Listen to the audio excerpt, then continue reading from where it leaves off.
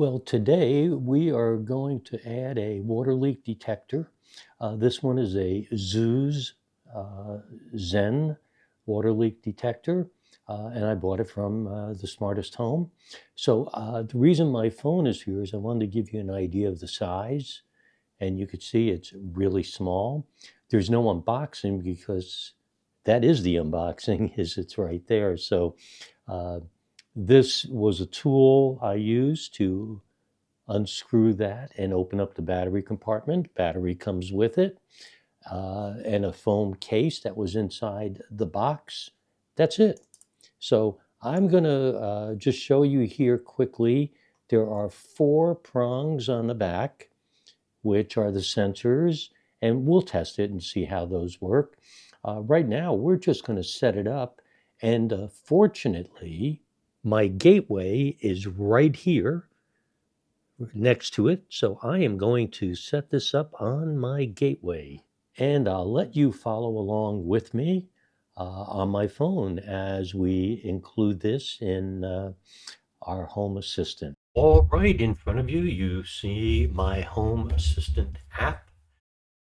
And I am on my dashboard. I have my water leak detector. So first thing I think I'm going to do is I'm going to come here and I'll go to Settings, Devices and Services, and I'm going to add an integration. I'm going to add a Z-Wave device. It wants me to scan the code, which is back here.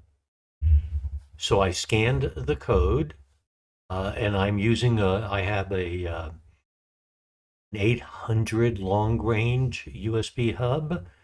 This is going to go in the basement, by the way, at my water heater. And so I'm going to tell it to add this device. For most of you that have ever seen my videos, I do not read instructions. I'm horrible. Don't do what I do. Anyway, turn on the device. So I think there's a button on the back. I'm going to tap it. I see there is a light now on the device. There's a blue light you probably cannot see blinking, which I believe means it's in pairing mode or inclusion mode. It says the device is currently being interviewed and may not be fully operational. So as you could see, it said that it was being interviewed. Well, it is interviewed and it is done. You could see I now have my battery percentage at 100, which it is. It is connected via my long-range USB controller. Latest firmware. There's not a firmware update. That's unusual. And right now it is dry. I'm going to test it by touching some water to the bottom of it so you guys can kind of get an idea. And I'll show you where I'm going to put it next to the water heater. And everything else works.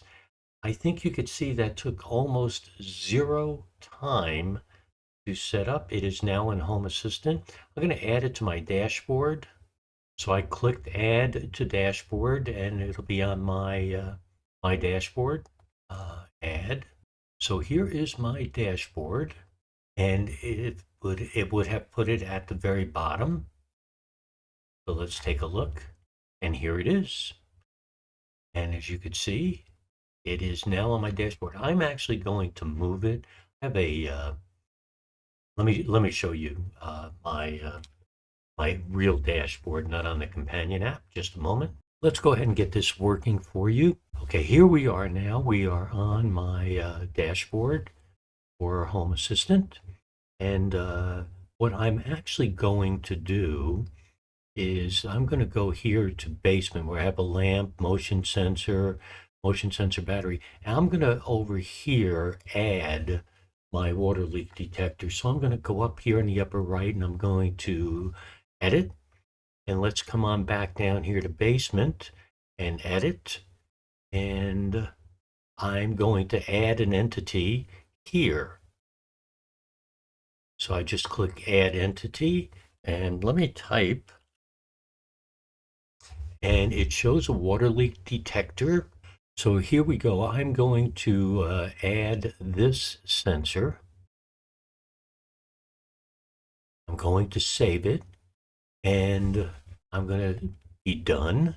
And let's go back to the basement, and there it is. I guess I might want to add the battery for it. So let's go ahead and do that. I'll take you through my entire setup as soon as I get a couple more things done. So I'm going to go ahead as we already talked, and I'm going to add an entity. So I'm going to go ahead and add another entity here. Okay, I am now back here on the basement. You can see here I have a temperature and humidity sensor. So what I'm going to do is I'm actually going to add this sensor here to keep everything under basement. But in the meantime, let's just do this one particular sensor. So here's the water leak, and now I want the battery on here too. So there's the water leak, and here is the battery level. I'm going to save it. I'll be done, and there you go. So that was pretty simple, wasn't it? And last thing is I'll just show you how the sensors work and what happens. Because what I'll do is I'll put an automation on that the automation will send, if it changes from dry to not dry, to send a notification to my phone. Well, I don't know how this is going to work, but I'm going to test it. So I have my sensor, and I have a little bit of water. So I'm going to put some water on my fingers. I'm going to touch it to the sensor. I have put a automation that is expected to send a notification to my phone, which you're seeing, and also to Home Assistant, which is also what you're seeing on my app. So here I go. So I am putting water on these two here and here.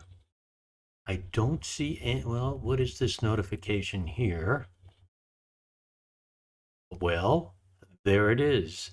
The water leak sensor detected water, uh, basement water leak. So it actually worked and it was there.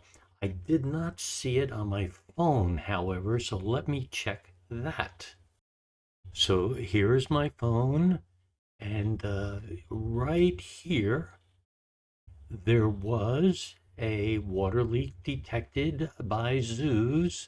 You could see the Home Assistant. So the notification from Home Assistant did in fact come. So there you go. It works.